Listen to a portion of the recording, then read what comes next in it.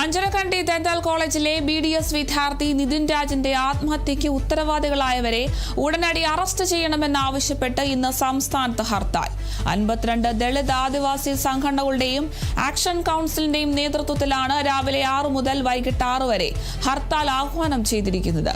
നിതിൻ രാജിന്റെ മരണത്തിന് ഉത്തരവാദികളായ അധ്യാപകരെ ഉടൻ അറസ്റ്റ് ചെയ്യുക, രോഹിത് വെമുല നിയമം നടപ്പിലാക്കുക, നിതിന്റെ കുടുംബത്തിന് 10 കോടി രൂപ നഷ്ടപരിഹാരം നൽകുക, അഞ്ചരക്കണ്ടി ദന്താൽ കോളേജിന്റെ അഫിലിയേഷൻ റദ്ദാക്കുക തുടങ്ങിയ ആവശ്യങ്ങളാണ് ഉന്നയിച്ചാണ് ഹർത്താൽ.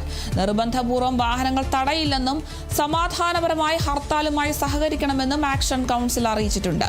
ഹർത്താൽ പ്രഖ്യാപിച്ച സാഹചര്യത്തിൽ ശ്രീ ശങ്കരാചാര്യ സംസ്കൃത സർവകലാശാല ഇന്ന് നടത്താനിരുന്ന എല്ലാ പരീക്ഷകളും മാറ്റിവെച്ചു.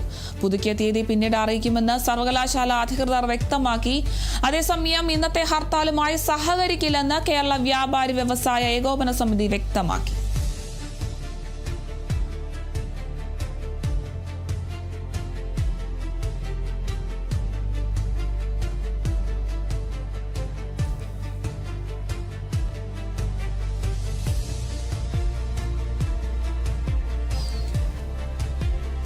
അഞ്ചരക്കണ്ടി ദന്താൽ കോളേജിലെ BDS വിദ്യാർത്ഥിയായിട്ടുള്ള നിതിൻ രാജിന്റെ ആത്മഹത്യയ്ക്ക് ഉത്തരവാദികളായവരെ ഉടനടി അറസ്റ്റ് ചെയ്യണമെന്നാവശ്യപ്പെട്ടാണ് ഇന്ന് സംസ്ഥാനമൊട്ടാകെ ഹർത്താലിന് ആഹ്വാനം ചെയ്തിട്ടുള്ളത്. 52 ദളിത് ആദിവാസി സംഘടനകളുടെയും ആക്ഷൻ കൗൺസിലിന്റെയും ഒക്കെ നേതൃത്വത്തിലാണ് ഈ ഒരു ഹർത്താൽ സംഘടിപ്പിച്ചിട്ടുള്ളത്. രാവിലെ 6 മണി മുതൽ വൈകിട്ട് 6 വരെയാണ് ഹർത്താൽ ആഹ്വാനം ചെയ്തിട്ടുള്ളത്. നിതിൻ രാജിന്റെ മരണത്തിന് ഉത്തരവാദികളായിട്ടുള്ള അധ്യാപകരെ ഉടൻ തന്നെ അറസ്റ്റ് ചെയ്യണമെന്നാണ് ഇവരുടെ ആവശ്യം. അതുപോലെ തന്നെ രോഹിത് വെമുല നിയമം നടപ്പിലാക്കണം, നിതിന്റെ കുടുംബത്തിന് 10 കോടി രൂപ നഷ്ടപരിഹാരം നൽകണം, അഞ്ചരക്കണ്ടി ദന്താൽ കോളേജിന്റെ അഫിലിയേഷൻ റദ്ദാക്കണം, ഇങ്ങനെ തുടങ്ങിയ ആവശ്യങ്ങളാണ് ഇവർ ഉന്നയിക്കുന്നത്. ഇതുമായി ബന്ധപ്പെട്ടാണ് ഇന്നിപ്പോൾ ഹർത്താലിന് ആഹ്വാനം ചെയ്തിട്ടുള്ളത്.